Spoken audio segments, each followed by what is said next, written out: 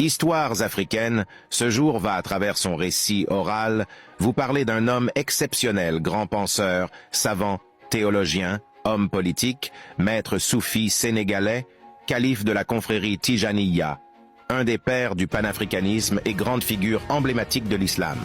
Selon la position stratégique du Kaolack, centre du Sénégal, et les relations suivies de son père, Abdoulaye Niasse, avec les lettrés du Sénégal, de la Mauritanie et l'Afrique du Nord, font de sa maison paternelle un endroit privilégié où le Cheikh al-Islam el-Hadji Ibrahim Ibn el-Hadji Abdoulaye Niasse, né en 1900 à Taïba Niassène, Sénégal actuel, très jeune étudie non seulement les sciences religieuses, exégèse, jurisprudence, théologie, grammaire arabe, rhétorique, métrique, biographie du prophète, etc.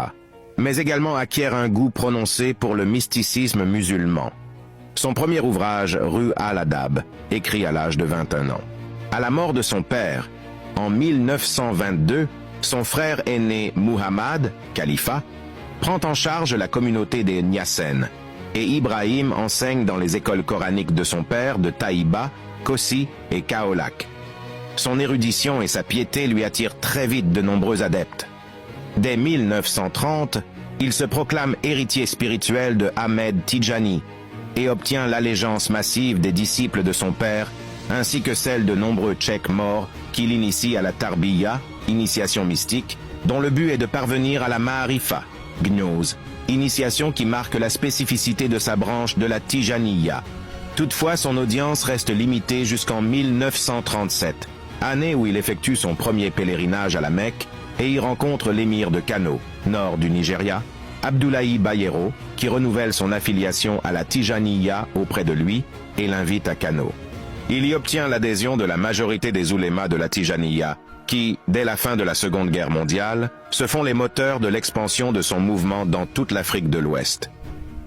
À la mort de l'émir Abdoulaye Bayero, en 1953, son fils Mohamed Sanous lui succède et renforce ses liens avec Ibrahim Niasse. Le Cheikh a aussi encouragé l'éducation des femmes et ses filles ont fréquenté et mémorisé le Coran au sein des mêmes écoles religieuses que les hommes. Aussi a-t-il affirmé, en matière de connaissances, les femmes devraient rivaliser avec les hommes. En 1960, il est élu membre du Conseil supérieur de l'Organisation du bien-être islamique au Caire, puis membre de l'Académie de recherche de l'Université d'Al-Azhar, de la communauté des érudits en islamologie et du Conseil islamique supérieur de l'Algérie. En 1962, il est promu vice-président du Congrès mondial islamique à Karachi.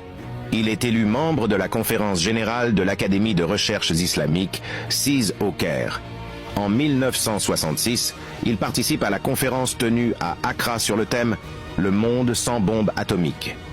En 1969, il prend part à l'Assemblée constituante de l'Association des universités islamiques à Fès et en devint membre du comité exécutif. En 1971, l'université Al-Azhar lui attribue le titre de Cheikh al-Islam, guide de l'islam.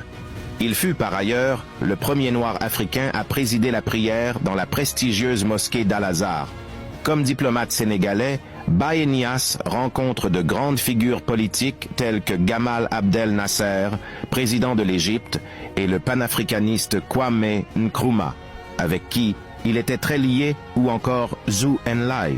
Baye Niasse défendait la cause africaine sur les plus grandes tribunes du pays. C'est en fait une renommée résultant de vastes connaissances religieuses, historiques, culturelles, scientifiques, philosophiques, etc. Baye Niasse s'est ainsi fait remarquer à l'occasion de tous ses voyages dans divers pays comme le Nigeria, l'Arabie Saoudite, la Chine, le Ghana, le Maroc, l'Égypte, la France, l'Angleterre, la Belgique, l'Indonésie, le Pakistan, etc. Cheikh al-Islam el-Hadj, Ibrahima Niasse, est rappelé à Dieu au Saint-Thomas. Hôpital de Londres, le samedi 26 juillet 1975 à l'âge de 75 ans. Il faudrait en outre noter que grâce à ses appuis politiques, le zèle de ses disciples nord-nigérians, son action éducative et le zèle de son prosélytisme, Baye Niasse se trouvait à la tête d'une communauté transnationale de plusieurs millions de membres répartis entre le nord du Nigeria, lieu par excellence de son rayonnement, le Ghana, le Niger, le Togo, le Libéria, la Sierra Leone, le Tchad, le Cameroun, la Gambie, la Mauritanie et la région du Sine Saloum. Au-delà de l'Afrique, de nos jours, on retrouve ce mouvement aux États-Unis, en Asie, mais aussi dans les pays du Golfe. Pour d'autres histoires africaines, abonne-toi.